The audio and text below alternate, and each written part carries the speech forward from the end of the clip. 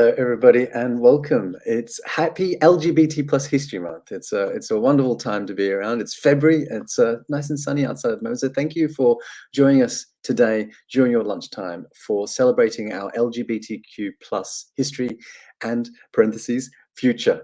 So it is Explore at Home, which is what you're experiencing right now. This is part of the Great Exhibition Roads Festival, and it's part of the online series of events that we hold. We had another one of these wonderful discussions about pride and LGBTQ plus history and all things like that on Exhibition Road a little while ago, so you can watch lots of wonderful things that are available online to watch. But today, it is a delight to have you with us because we are going to have a chat that is going to be looking at how the history of LGBTQ plus people is very much part of Great Exhibition Road as well.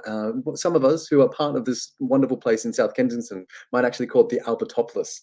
So I'm Dan Vo. I'm the co-project manager of the Queer Heritage Collections Network and also the coordinator of the award-winning LGBTQ plus tours at the V&A Museum. But today we've got some folk that weren't in the last session. We talked to some of the organizations there. We're going to talk to a different set today. It's going to be the Science Museum. It's going to be the Goethe Institute. It's going to be Royal College of Arts. And we're going to be speaking with some independent researchers as well. And we're going to be looking at what each of the organizations are doing in relation to LGBTQ plus audiences, histories, and research. Now, before I introduce our speakers, I'd like to remind you that today is an interactive discussion, so we'd love to hear from you. I've got James and Mimi from Imperial College looking after the chat right now. And so if you've got questions or comments that are not necessarily a question, you can pop them into the chat, into the comments, and we will be able to pick that up and put them through to the speakers as well. So do keep everything coming through. We've got lots of presentations to get through, but just keep it going, keep that flow going. And when we get to the Q&A section, I'll be able to put it to all of our wonderful speakers. Now, do please be considerate in the chat. We will remove anything that disrupts the experience for others. The Great Exhibition Road Festival is a free annual celebration of science and the arts in South Kensington. And this year, we are delighted to say that it is going to be on in June 18 and 19. So you'll see the streets just teeming with stalls. There's going to be staff and volunteers from each of our organizations to welcome you and tell you all about the things that we do. There's going to be lots of activities, fun, color, sparkles, glitter. It's going to be a wonderful celebration, as I say, of science and the arts. And it's just so great to see that, you know, the sun is out, and we've got Exhibition Road reopened. There's so many of the organizations that you can come back to and visit again. So just check websites for information about booking and visiting safely, but it would be a delight to see you in person as well. Now today, we are celebrating LGBT plus History Month. It is February after all. And we thought this would be a great opportunity for us to have a chat with some of the organizations about what the projects that they are doing that engages with LGBTQ plus audiences. So I'm going to introduce the speakers to you now. And as I introduce each person, I'm going to ask them to give us a nice little tantalizing hook, what it is exactly in their talk that we should really stay tuned for. So there's going to be some short presentations from each person, and then we come at the very end to the Q&A. So as I say, keep those comments and keep those questions flowing. We'd love to hear from you. So in order of appearance for today, first of all, I've got a dynamic duo from the Science Museum. So Laura Büllesbach and Dr. Rebecca Mellor are the assistant curators on the Science Museum's One Collection project, and they are the co-founders of the first Gender and Sexuality Network at the museum, and they are passionate about unearthing untold LGBTQ plus stories in the collections. So, our dynamic duo, what is your teaser for your talk? Hello. Today we will be looking at everything between Billy dolls, scrolls, and unicorn fire buckets. Unicorn fire buckets, I love it. Thank you very much. Coming up second, we would have Juliet Jakes, who is a visiting lecturer in MA Contemporary Art Practice at the Royal College of Arts, as well as a filmmaker and author of Trans, a memoir, an account of transition and transgender politics and culture. And the latest book is Variations, which I imagine, Juliet, is probably going to be what we're exploring a little bit in your talk today as well. So what's that all about? It is, absolutely. It's a collection of short stories that explore the history of trans and non-binary people in the UK from the Victorian period to the present in a creative way, I hope. So I'll be talking a bit more about how I wrote it and why and the kind of influences on it.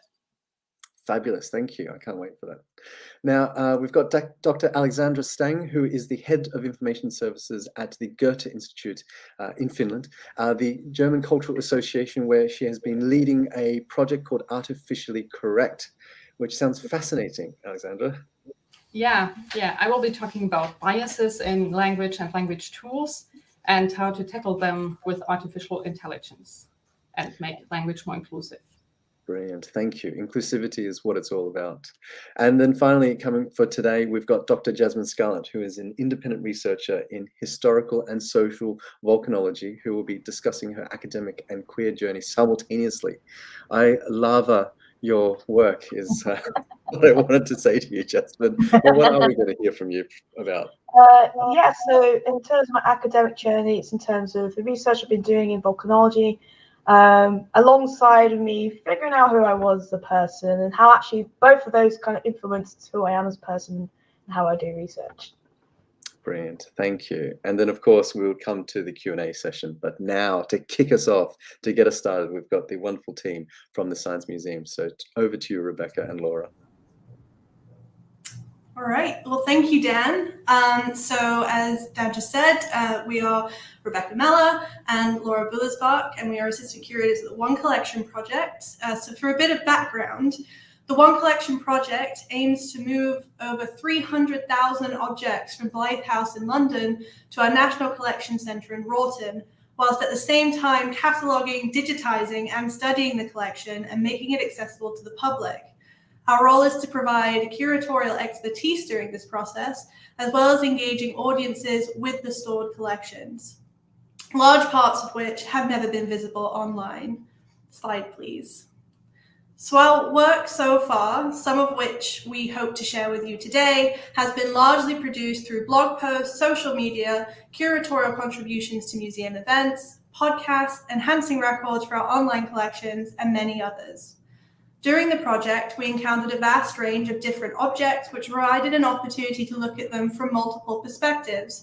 For us, particularly, to view them through a queer lens. So historically, LGBTQ narratives have largely been excluded from museum collecting and object interpretation. There are a lot of reasons for that, including the legacy of Section 28 and the biases of people working in museums at the time. One that we found particularly important in our work is that often any potential queer significance an object might have is overlooked when it is acquired. Objects that are not explicitly linked to LGBTQ lives are often automatically read as straight. Unless proven otherwise, the people connected to them are believed to have been cisgendered and heterosexual.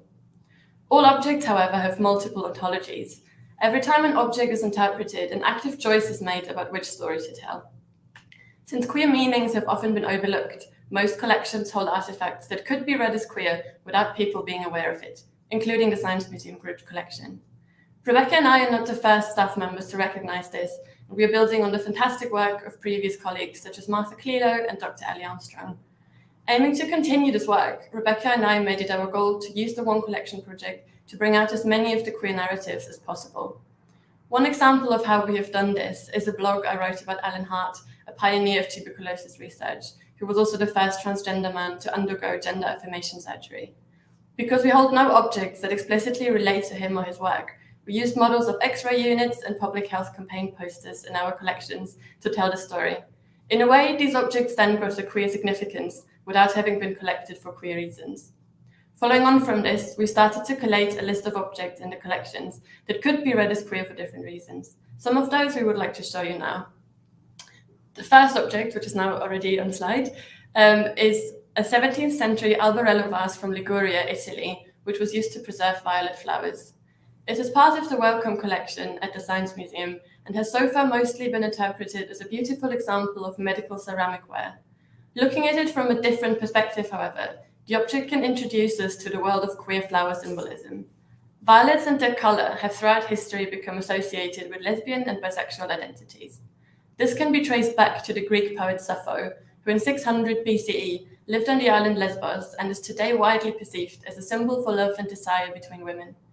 In many of her poems, Sappho used botanical references, and in one of them she describes women getting together in an idyllic pasture and wearing garlands made from violets and other flowers. Since then, sapphic violets have appeared in other works of literature, one of them being the 1926 Broadway play The Captive by Edouard Baudet, where a lesbian character sends a bouquet of violets to the other. The play caused massive uproar and led to the police shutting it down. After this, violets became a political symbol of love between women, which allegedly, on the one hand, led to florists at the time experiencing a crash of violet sales, and on the other to people in support of the play wearing them pinned to their clothes. An example that tells a completely different story is this screw adapter chuck. It is part of a big collection of chucks used with the 18th century Rose engine lathe, which compared to the lathe don't seem incredibly significant on the first glance. It's exactly this triviality, however, that makes them interesting for our next point. In the collection's database, this object is described as having a male and a female side. Terminology that relates to genitalia and the gender they are considered to stand for is by far not uncommon when it comes to technology. Connectors and fasteners like this one are generally described as consisting of a side with a sticking out pin, which is called the male connector, and one with a receptacle that receives and holds the pin, and that is called the female connector. Unsurprisingly then, the process of them being put together is described as mating. There is even an extension to this in which a connector that includes mating surfaces with both male and female characteristics is described as a hermaphroditic connector. Using such language is extremely widespread and a great example of how normalized heteronormativity in society is and how it shapes the ways with which we speak about aspects of science and technology that actually don't seem to have anything to do with issues around gender and sexuality at all. So while our collections offer deep and untold stories of the LGBTQ+ community, it is equally important to understand how symbols that are meaningful to the queer community are unintentionally present in the objects that make up our shared lived experience. Anyone attending Pride events over the last few years is sure to recognize this popular queer icon, the unicorn. In the context of this fire bucket, made in England during the 19th century, this unicorn has a totally separate meaning, possibly related to the royal crest, which uses the unicorn to represent Scotland and as a symbol of power, strength, and purity, or as a business logo for a fire insurance company with personal relevance to the company's founders. In our modern queer reception, however, the unicorn's complexity, much like its fellow mythical creatures of the fairy and the mermaid, have become significant in their own right and illustrate the ever-present yet adaptable nature of queer symbolism. The unicorn's links to rainbows, uniqueness, magic, and its untamable nature make it a perfect symbol to many of the joyous experiences of queerness. And these features also make the image highly marketable and easy to commercialize. However, even in the queer community, this symbol is understood differently depending on a viewer's perspective.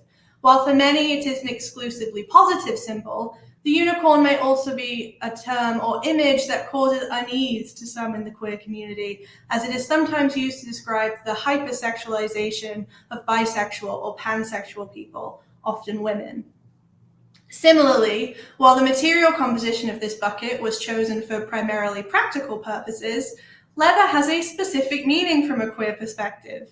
The leather culture has been a long-standing subculture in the queer community, and the juxtaposition of the unicorn with this material ignites queer receptions in dynamic ways. As you can see, while this unicorn is on a leather object not made with the queer community in mind, identifying it within museum contexts offers interesting jumping-off points for exploring the complexity of an object's reception when approached from a queer lens. So please welcome our final object, the Billy doll, an object designed for a queer, specifically gay male audience. Billy was designed by artists John McKitterick and Juan Andres in response to the negativity directed towards the gay community during the AIDS epidemic. Their designs were meant to create positive visibility for the gay community, to promote safe sex, and with the later addition of his boyfriend Carlos and best friend Tyson, champion diverse representations. He was originally a sculpture displayed at a London Arts benefit for AIDS in 1994, but his popularity led to mass manufacturing and international sales. Outraged responses to Billy, in particular due to his deliberately exaggerated, though anatomically correct, body parts and later drag outfit choices, in fact encouraged more media attention and led to his celebration as a gay icon. Today, this Billy is on display in the Science Museum's Making the Modern World gallery, and Billy and his boyfriend Carlos are in our public health and hygiene collection due to their close links to AIDS awareness and fundraising. Unlike our previous objects, Billy and Carlos are explicitly designed for the queer community as an audience and illustrate how gay culture has dramatically spread into popular culture and commercial industries over the 20th and 21st centuries. So this list of objects is not comprehensive by any means, and there's important work happening across the Science Museum to make it more queer inclusive, but so far there has been limited space to channel these efforts. So we look to start what has now become the Gender and Sexuality Network, or GSN. Our group's aim is to create a network of staff members who are interested in exploring issues of gender and sexuality in their work and in our collections. It provides a space for people to exchange ideas, discuss best practice, and to together create more visibility for the LGBTQ+ community and other traditionally marginalized groups. The GSN's inaugural meeting was in January of this year, and so far we have over 20 members ranging from departments across the Science Museum, and we are already working on projects developed out of the concerns, interests, and ideas from our colleagues. This is just a snapshot of some of the many possibilities that our collections hold, and there are many objects and queer stories left to explore. So the next time you look at a screw, remember, science can always be queered. Thank you. And without further ado, it's my pleasure to hand over to Juliet Jakes for her presentation. Hey, yeah, thanks both. And really interesting to hear you talk about gaps in the archive and the chilling effects of Section 28, because they're both things that really inspired my book, Variations. So if I could have the first slide, that's just the cover. So I'm sure you get the picture. Yeah, so this first slide is from the Illustrated Police News, and it's a picture of a drag ball in the Temperance Hall in Manchester in October 1880. It wasn't very temperate. Obviously, the Temperance Society weren't best pleased that this had happened. And the revelers, who you can see being arrested, some of whom were in drag and some not, fooled the owners of the hall and took lots of steps to try and keep this activity secret, up to and including hiring a blind pianist to play the can-can for them to dance to. And this was an example of how during the 19th century, a period of industrialization, people broke the feudal bonds of their societies, moved to these developing industrial cities that afforded them a bit more anonymity. And this was really the start of the process of developing modern LGBTQ+ identities, trans non-binary identities. And it's a process that Susan Stryker explores in her book, Transgender History from 2008, where she talks about the industrialization freeing up people to behave in different ways, and then attempts by the police and the establishment of new police forces in the Victorian period, or just before in the case of the Metropolitan Police, to regulate this activity, amongst other things. And then the development of a legal framework to deal with a wider range of sexual behaviours that the establishment didn't like the look of. The development of sexology in response to that, something Michel Foucault talks about a lot in History of Sexuality. And for trans people, the development of transsexual and transvestite as identities, the development of hormone and surgical treatment. And then, identities being formed by that, and then, the community reacting against this. So that was the history that I was working to. And in my teens and 20s, I discovered literature. I found literature a really interesting way of recording history as it happens, but also of exploring the past and possibly the future, and became interested in all sorts of queer writers like Oscar Wilde, Jean Cocteau, Virginia Woolf, Anne Quinn, William Burroughs, Jean Genet, and South Americans like Copi and Severus Sardoy, who often had cross-dressers or kind of proto-trans people in their work. And, in some ways a much older concept of a queer identity that would encompass homosexuality, bisexuality, transgender behavior. And I found all this really interesting. I found the history really interesting, but didn't really want to write a straightforward history book because of lots of issues around who gets counted as trans, especially in periods before trans or non-binary identities existed. And I felt that by writing this as fiction, I could explore two things simultaneously. One was the history itself, but I could do that by just asking questions rather than providing answers, but also try to provide a trans corollary to some of the writers I've just mentioned, and hopefully provide something that would be a bit of a cornerstone for trans literature as well as the history. So I could have the next slide, please.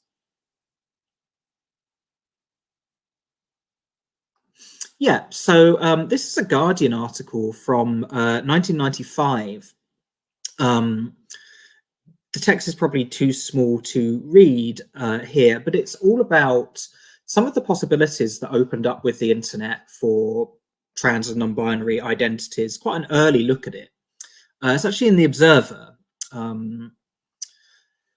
which, like The Guardian, had quite a vexed history with trans identities. But this was written at a point, really, when they were just sort of quite curious about what's happening. And it features the artist, sound engineer, writer, theorist, Sandy Stone, who's an American. And in lots of ways, it's quite hard to detach the history, particularly the sort of recent history of British trans and non-binary identities from the American one, due to the closeness of the languages and the cultures. A lot of what British people will have been reading on this subject is coming from North America, particularly the US. And Sandy Stone wrote a really influential manifesto in the late 80s called The Empire Strikes Back, a post-transsexual manifesto, where, in order to counter conservative takes on trans identities that they just weren't real, and feminist takes on trans identities that they conformed to gender stereotypes and undermined the second wave movement, transsexual people should not be mandated into silence by the gender identity clinics who advise people to detach themselves from their backgrounds, their history as people they knew, and keep their transsexual history secret. Sandy Stone said we should think about gender as a genre and be constantly inventing these new genres through writing and through creative work. And this would give us a history, a culture. It would educate people. It would help a community to form. It would just be a good thing. And I think she was right. And Stone produced a wave, or sort of Stone's work led to a wave of trans and non-binary theorists and creative artists and writers in the academics in the 90s and early 2000s. People like Kate Bornstein or Leslie Feinberg or, pardon me, Vivienne Namaste, who became quite a big influence on my work and really encouraged me to write fiction that explored trans and non-binary history. So I'll have the next slide, please. Yeah, and so, a lot of people felt in the early or late 2000s, early 2010s that the media was doing us a lot of damage. And lots of us worked in the British media to try and get trans and non-binary perspectives into that media. And in this, we were aided by increasing visibility of trans people in the US, in mainstream spaces. The sort of theorists and writers I've just been talking about were quite underground, really. And so what you see here are two artifacts from the mid-2010s, kind of at the high point of trans and non-binary visibility and representation, I think, on both sides of the Atlantic. So on Time magazine is Laverne Cox from the Netflix show Orange is the New Black. And she was really interesting as, a person of color, someone who was quite interested in articulating kind of critiques of racism and the class system, as well as transphobia. She was a really interesting role model, or we shouldn't like the term role model, opportunity model she talked about being. And on the right, you have Caitlyn Jenner, the athlete and one of the stars of the Kardashians TV program, on the front of Vanity Fair, who indeed was sort of coming from a more conservative position, initially endorsed Donald Trump until she saw what his take on trans and non-binary people was, and offered a very different model of trans people. And my book was called Variations because I wanted to bring in both a variety of different forms and places in which the stories were set and styles in which they're written. So there's a blog post, for example, the final story is written in 2014 by a trans man in Northern Ireland. And, you know, he's sort of reflecting on the increased visibility, representation of a certain type of trans media activist writer, really, and how the scene is still quite London-centric and how frustrating that is, even though the internet has nominally closed down these traditional distances. But the form is appropriate to the time. Similarly, the 1950 story is a chapter from an invented memoir, because at that point, that was the main way in which transsexual people could deal with sensationalized media coverage of them, and, you know, reach a larger audience with an extended discussion of what it meant to live as a transsexual person at that time. So that's sort of how the book was written. It was written as part of a PhD program, so I spent quite a long time on it. But the theme of media representation does run all the way through the book. The first thing you see in the book, in the first story set in 1846, is a newspaper report about a male-to-female cross-dresser who's been arrested in London and put on trial for soliciting, because there wasn't a specific charge against cross-dressing or indeed any sexual or gender behaviour apart from sodomy at that point. And the media runs all the way through the book, so there are more than one story about people dealing with media intrusion or hostility, some people trying to use the media to their advantage, some people trying to get the media to leave them alone, working different types of media. So one story is a film script about the making of a film that gets quite meta. And that's a constant theme throughout the book, and this sort of difficulty that trans people have keeping control of their own narratives, not being exploited or demonized by the media, and having to deal with the ups and downs in how the community's been treated by politicians. So I would just go to the last slide, please. So this is a protest for trans rights in summer 2020. And Rebecca and Laura mentioned Section 28 earlier, which of course was a very repressive, silencing piece of legislation passed by the Thatcher government after several years of homophobic moral panic in the British press, and the sort of refusal of the sort of right-wing Labour Party to meaningfully oppose Section 28, even though it was tied in with lots of cuts on local government.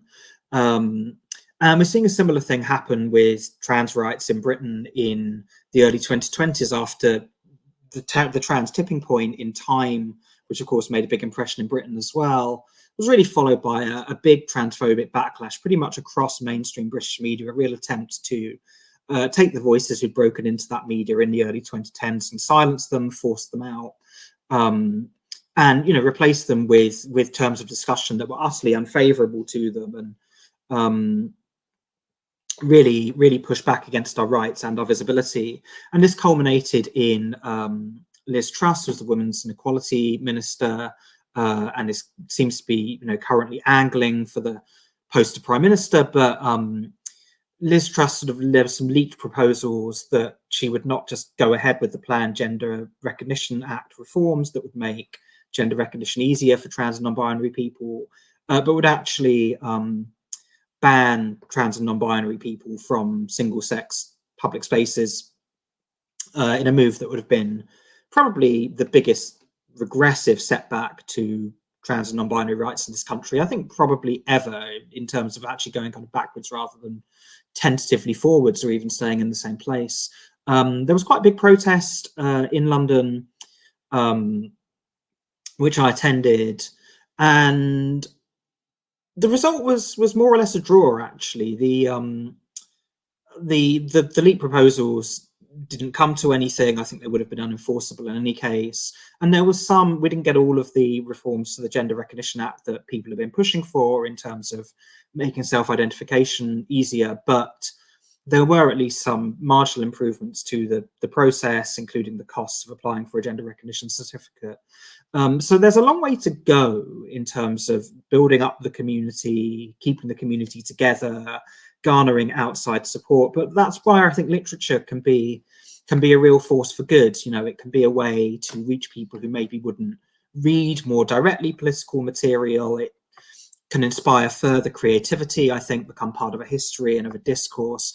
And of course, you know, literature, I think, often has a kind of utopian quality to it as well. It can also point the way to brighter futures. And hopefully there'll be a time when these sorts of demonstrations are no longer needed and trans and non-binary people can just concentrate on, you know, if they so wish, just making art and literature and music and film and everything else that, you know, to some extent expresses the reality of our lives as trans people, but also brings in all of our other kind of interests and, if you will, variations. So yeah, I'll stop there.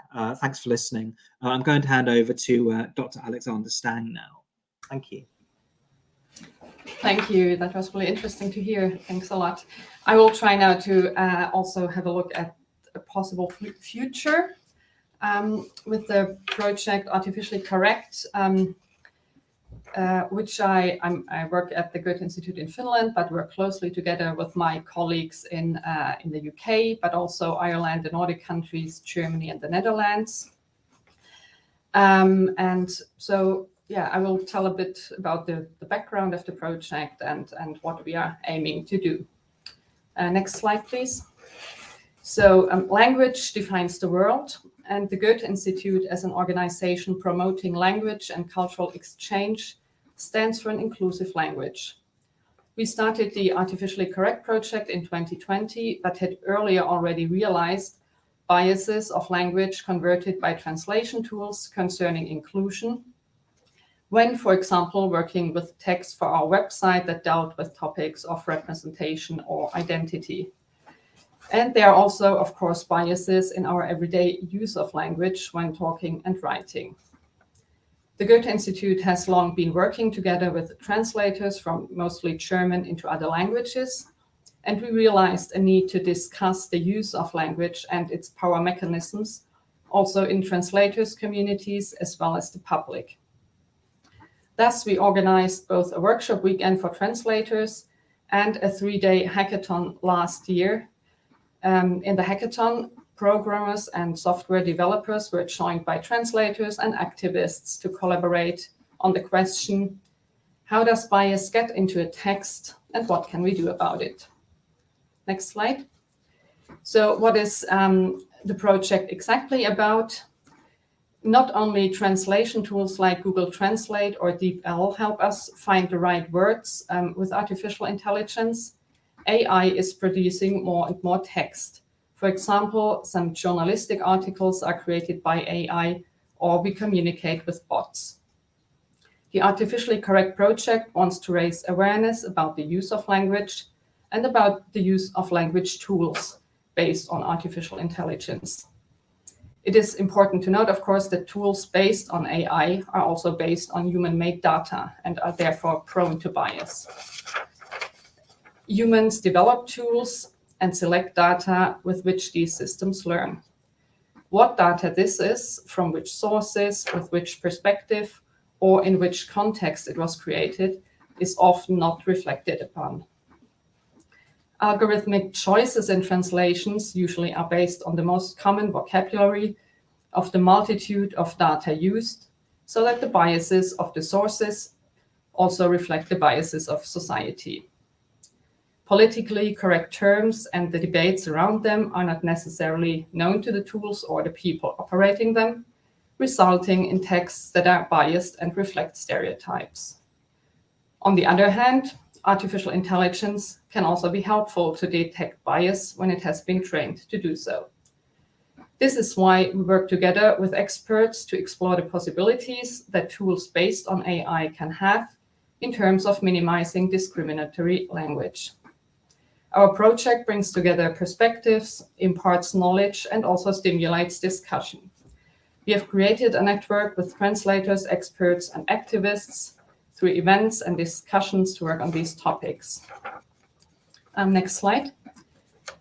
According to the United Nations, using gender-inclusive language means, and I quote, speaking and writing in a way that does not discriminate against a particular sex, social gender, or gender identity, and does not perpetuate gender stereotypes, unquote. To raise awareness for the problem of non-inclusive language, we have highlighted videos and different articles on the topic on our project website. One topic I want to focus on in the context of today's event is from an article that presents 10 terms related to gender and sexuality that require sensitivity in translation into German and English in this case. I will show 2 examples. Next slide, please. The first example is pronouns. If you can go once, yeah, thanks. While the pronouns they, them have by now been established in the English language, a German official equivalent has not yet been found. German is a highly gendered language with every noun being either male, female, or neutral. Initiatives by activists have, for example, introduced the terms seer, which would be a combination of she and her, sie, er in German, sie, fox, seer. Yet they are not yet established in mainstream language use. Often even they, them, like the English version, is used in German too. Next one. Another pronoun, another pronoun like the English one, like in one could say, is translated into German as Mann. This pronoun is reminiscent of the noun Mann, which means male person, which is quite biased then. And instead of Mann, some use the word Mensch, which means human being, but it's very seldomly used actually in like official use. Also in translation tools, you won't find it. And another problem in the German language is caused by gendering nouns.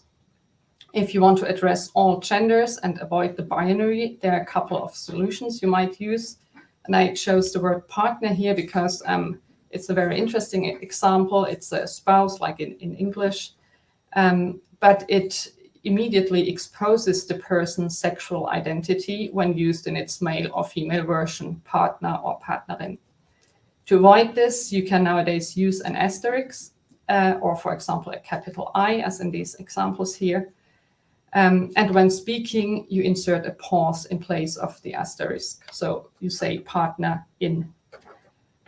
This form is now used also in some newspapers, for example, and becoming more mainstream, but rarely be found in, for example, literary texts. To make language tools, to make language tools and language in general more inclusive, the aim of the Artificially Correct project is to use artificial intelligence in building a tool, like a plugin, that recognizes terms like these examples that are prone to bias and marks them in a text as possibly problematic to use, and shows also alternatives that you might want to use. So if you're interested in these solutions that we had developed or that were developed in our hackathon, you can have a look at our website, and where you can also find more articles and videos and examples of words. And since we are developing this still, we are looking for alternative terms or even sentences, and plan to crowdsource such terms and sentences for a glossary in the Nordic languages, in English, German, and Dutch in what we call bias tones. So if you're interested in contributing, and we really need people to do that, please feel free to follow us in social media or just write us an email.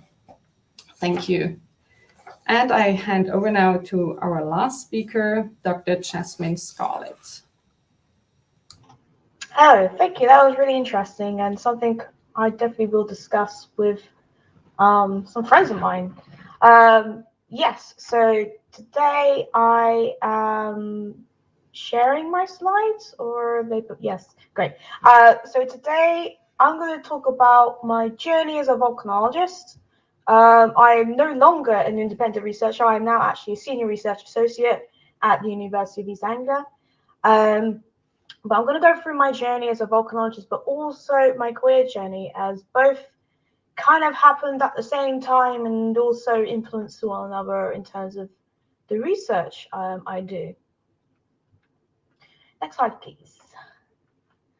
So my first project that really started me to be a volcanologist was my master's dissertation at Lancaster University, where I was researching the volcanic risk perceptions of La Soufrière, St. Vincent in the Caribbean. And this was between 2013 and 2014.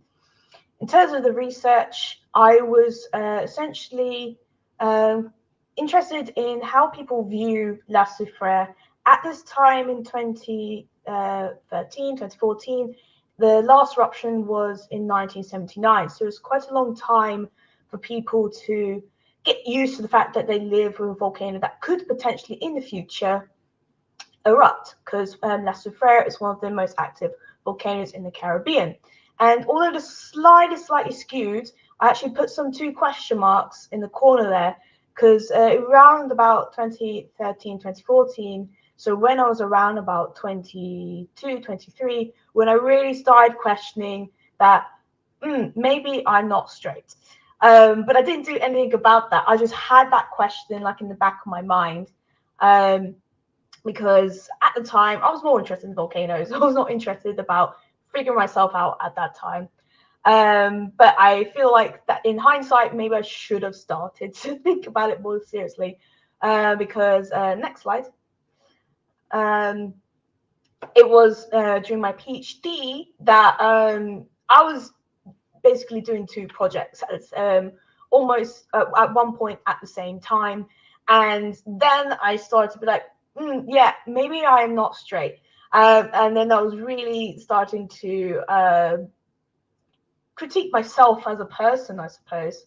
And the reason why I was critiquing myself as a person is because in social kind of sciences, so my work is a mixture of the physical sciences, so STEM, but also social sciences, humanities. In social sciences, it's quite common for you at the beginning of your project to actually think about what we call positionality. So who you are as a researcher and how that may influence your research, and in particular doing interviews. So I was doing interviews with people.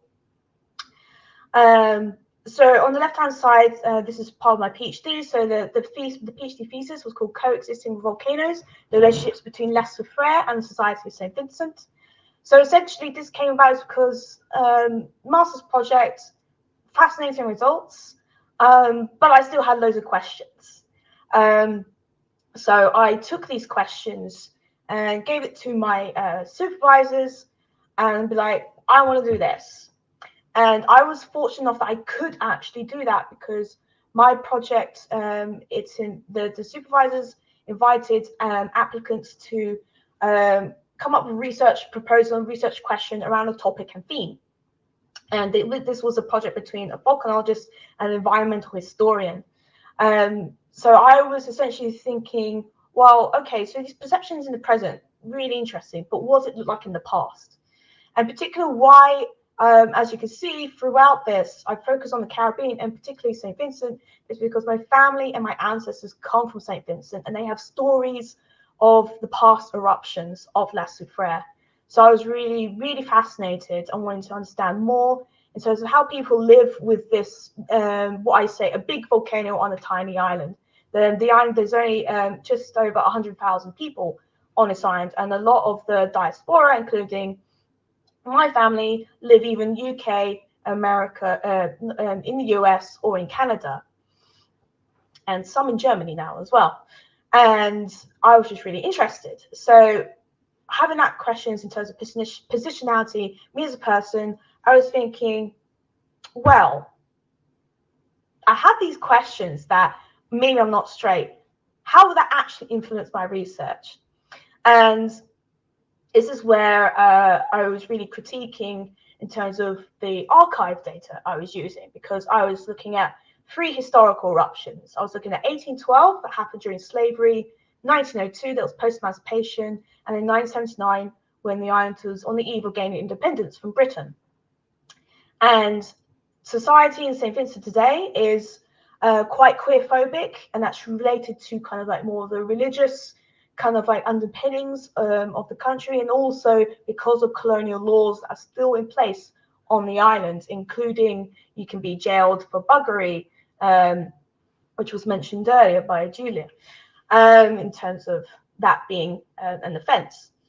So I was thinking, okay, how has this actually influenced me as a person in terms of how do I approach who I speak to? Because I was looking at 1979 eruption, and people still remember that eruption, because at the time when I was doing this work in 2016, was the last time I went to St. Vincent, it was about 39 years since it last erupted. So most of the population that experienced that eruption, they're older now, so they had memories of those. And then in 2018, I had the opportunity to work in Denmark for 5 months and really explore another avenue of research that I found really interesting in terms of heritage studies. Because heritage studies for me, it's me as a person in terms of my heritage, me being someone who is Afro-Caribbean. So my family, so my grandparents, 3 out of 4 of my grandparents are part of the Windrush generation. So they came over from Jamaica and St. Vincent to the UK to seek better prospects for themselves and their family. And that's my idea of heritage in terms of my ethnic kind of like origins. And of course, in terms of Jamaica, St. Vincent, I also have slavery ancestry. To me, that's heritage. But I was thinking of, well, what does this actually look like for other things in general, not just people, but also these really fascinating things we call volcanoes. So I explored this topic of dark geocultural heritage. So that's basically combining 3 types of heritage. So geoheritage is concerned with the preservation and the conservation of geological and geomorphological features. So this can be basically like particular rock outcrops that you find around the world, but also can include volcanoes because they are a geological landform. In terms of cultural heritage, these are the intangible and tangible things. So this is really related to museums in that they have tangible objects, but then of course they have those hidden intangible stories behind them. In terms of dark heritage is the essentially traumatic events, either inflicted by humans or the environment, and essentially the surrounding community and survivors inheriting that traumatic event. And volcanoes, essentially, they are all of them have aspects of geo-heritage, cultural heritage, and dark heritage, particularly if they are more destructive. So I was exploring this in Germany, Italy, St. Vincent and Montserrat. You may be thinking, there's no volcanoes in Germany. There used to be.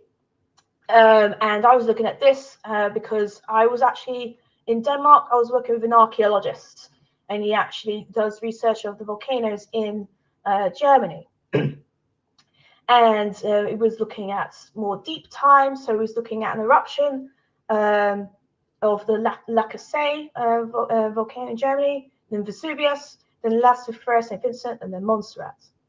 But at the end of this process, in 2020, when I finally got my certificate saying I'm a doctor, I felt comfortable in acknowledging that I was bisexual and I was also asexual. And so in particular, biromantic. So I had no sexual attraction to people, but I still found people attractive in different ways. Next slide, please. The last project, the one I'm doing now currently at the University of East Anglia, is actually more archive work. And in particular, we're looking at how British geologists and volcanologists were creating and accumulating knowledge and sharing amongst themselves in the UK and the US, but they're not actually sharing it with the colleagues and experts in the Caribbean who need it the most now in particular because St. Vincent had an eruption not so long ago now. It happened in 2020 to 2021. So I'll be going to lots of trips around the different archives in the UK, most of them in London, particularly the Royal Society and the Natural History Museum. Well, actually, yes, also Natural History Museum, but also the National Archives. And essentially, I'm looking at all these different types of knowledge and then finding meaningful ways to share it with my colleagues in the Caribbean. But I am comfortable in my identity now, but at the same time, I am starting to question it again in terms of my romantic attraction at the moment. Who knows what will happen and how that will influence my research in the future. So, thank you.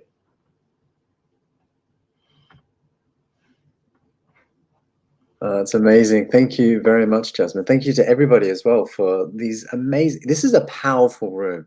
Some of the things that you've all been researching and some of what you bring to your research as well is really interesting. So I suppose if we can bring in everybody, we might get around last sort of 9 or so minutes. We've got some questions that I've got to get to you.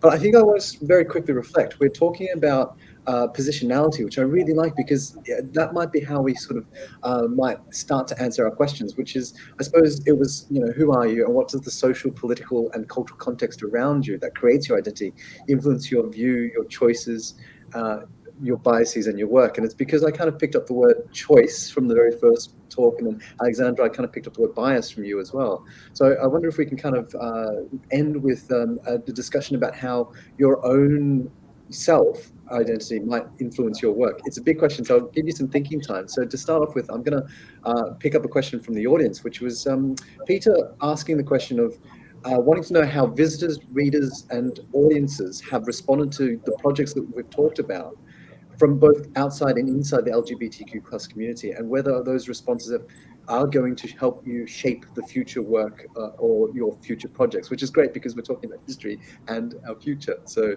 very well done there, Peter. So shall we go around, starting with the Science Museum? We'll just go whip around and talk about how you feel that your project has been responded to by audiences in the same order that we spoke today. Shall I start? Yeah, thanks. It's a great question. I think the GSN is still very new, but we've had overwhelming support for it. It's been really exceptional support, and we are starting to get a lot of new projects coming out of that just by having a dialogue and a way of contacting other colleagues. Apart from that, largely good, I would say. Yeah, so we can only speak about the projects that we've been personally working on, which is a lot with the digital collections and feedback to our blogs and things. And that has been really good so far. We struggled with some backlash on Twitter about some transphobic comments on the Alan Hart's blog. But if anything, that kind of encouraged us to keep going, because we think it's really important to bring those stories out. So, yeah. One of the questions I actually wanted to ask you as well is with Billy, what was the choice made there? How did Billy end up in the collection? Yeah, so Billy actually was a purchase. He was a deliberate purchase by the curator at the time, who I've got written here is Dave Rooney. Yeah. So we actually have a quote from the acquisition when he was purchased, and it was to represent the growing visibility and confidence of the gay community.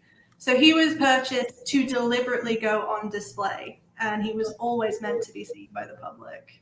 Amazing. And that was in 2000, yeah. And I love that these notes are kept as well. It's part of the history of the object as well, and it should inform future choices in terms of how we display and how we might choose to bring in other things that tell the story as well. But Juliet, maybe talking about that idea of rising visibility and also confidence, shall we come to you and just ask the question of, what has the feedback to you been with your project? And I mean, with this particular project, not that much, really. I mean, the Guardian series and the memoir I wrote, like exploring my own trans identity and this sort of, engaging with the media structures in which we were doing that, actually, they attracted a lot more feedback, I guess, because they were more high profile and, because they were non-fiction, sort of memoir and columns. People maybe sort of understood those forms a bit more. And with this project was actually me just kind of saying, look, no, I'm just doing what I want to do now, and that's that. And that's wonderful in many ways, but it's not been quite as sort of headline grabbing, really. So I haven't really had a great deal of response to this particular book yet, which has been out for just over 6 months. And really, for me, it's actually the kind of end, I hope, of kind of focusing primarily on like trans and non-binary issues in my writing. I've got an anthology of journalism coming out next year, but that's kind of all previously written stuff. So for me, it's actually the kind of end of a process. So yeah, it's a really interesting question, but I can't quite speak to it in the same way, I don't think. I suppose that's the other thing that strikes me when we sort of have panels as well and discussions, which is in terms of positionality, we've got so many different things that are part of our identity as well. And so, it's right that we should go off and explore the journalistic side of things as well, if that's what we want to pursue for a little while. Completely. Great. So shall we come to Alexandra now as well? I wonder what the feedback to your project has been, because I think it's incredibly fascinating the way that the power of language and the sensitivity that you're treating it. Yeah, thanks. The reaction has been mostly positive. We have been contacted by universities, for example, who also want to work with us, or our network has widened within the last year quite a lot. And what we were really happy about was the participation in our hackathon. In autumn, we had participants from Australia to the Nordic countries, activists, translators, software developers who really worked together and found great solutions. So I think that showed that there's a big interest in the topic. I think we also we had, for example, we have invited experts on the topic. For example, one of these activists who invented the word "xeer."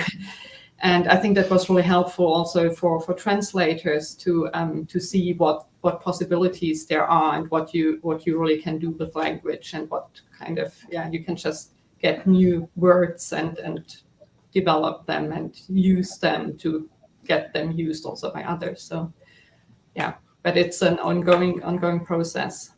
Absolutely. I think that reminder that it's an ongoing process is incredibly important. So first of all, I love the hackathon because you're bringing lots of people together to kind of collaborate and come up with a consensus together. But also for us working in collections, it's often making sure that the collection does move up. So you've got that note that came with the object at the very start. But what happens if the terminology around it might change? When we do need to stay abreast of how language changes, and so therefore it should move along with it as well. And I think that there's collections on Great Exhibition Road that are looking to change some of the terminology because it wouldn't be the words that we would use today, or there's a better way of describing the particular object or the identity of the person that is there. So really, really interesting, fascinating work there. So thank you. And then coming back to you, Jasmine, first of all, I need to say thank you so much for being so generous and open as well. But I think shall we spend sort of the last couple of minutes just talking about that idea of maybe, first of all, has there been feedback to your work? And then I suppose if we can pick up on that idea of positionality and how, Yeah, so in terms of feedback from research, of course, it's very confined and very echo chambery. So it's still very confined to volcanology and to social sciences and disaster studies and whatnot. So in terms of that, it's been positive. People, for some strange reason, actually no, I suppose it's not that strange, but basically in volcanology, it's a very STEM-focused discipline. So anytime I talk about people, apparently that's very novel. Even though people around about 800 million people live in a very close proximity to an active volcano. So in terms of that, in terms of so I think one, I would say it's controversial, but very different in volcanology is that I actually use feminist theory methodology, and some people that's very strange. Why would you include that? I was like, well, I'm talking about people, so of course I am. I suppose in that way. But in terms of positionality, what in particular? Well, I actually think it's probably a very big topic, and we're hitting the mark at the moment. So I think we should probably let everybody go away and have a think about themselves, reflect on exactly what it is that you've seen the perspective of so many wonderful people here today, and maybe have a think about exactly the things that you bring to your own projects. And so have a think about the way that you think about society, the way that you think about culture, and how these all blend together and influence you. And so what might you, being inspired by the people who have demonstrated their wonderful projects today, how you might use that yourself to understand exactly what you're bringing to a project and how you can make your projects inclusive, and I think encourage that as much as possible. So can I very quickly say thank you very much to everybody who's been in our wonderful discussion today. So thank you very much to Rebecca and Laura from the Science Museum. Thank you very much to Juliet from the RCA, Alexandra from Goethe Institute, and also to Jasmine. And you are East Anglia, aren't you, at university? So thank you very much. I need to just very quickly get some very last words out, which is for those of you watching live on YouTube, if you've sent through questions, we didn't get to them, I'm very sorry, but there will be a recording of this discussion that will appear on the Great Exhibition Road Festival YouTube channel for you all to watch again and share with your friends and your colleagues. Please do get the word around. Obviously, there have been some fantastic projects that we want to get the word out about. All future Explore at Home live events, which today is one of them, they will go up on the YouTube channel. So if you subscribe, you'll get a notification when it goes up. Right now, there's already the one from the last session, which includes the Natural History Museum, the V&A, Royal Geographic Society, the Royal Albert Hall, which was called Queerness in Nature and Other LGBTQ+ Stories. So if you still got a long lunch break, or you want to take a longer lunch break, you can jump right onto that right now. There will also be an evaluation form that we posted in the YouTube chat so that you can tell us about what you thought about this event. We'd really appreciate your feedback, and I'd like to say that fabulous is spelled with 5 F's there. So that's it from me. Thank you so much again to everybody. Big wave goodbye, and have a great afternoon and a good weekend. So bye, and see you in June for Great Exhibition Road Festival when we're live in person. Bye. Okay, bye.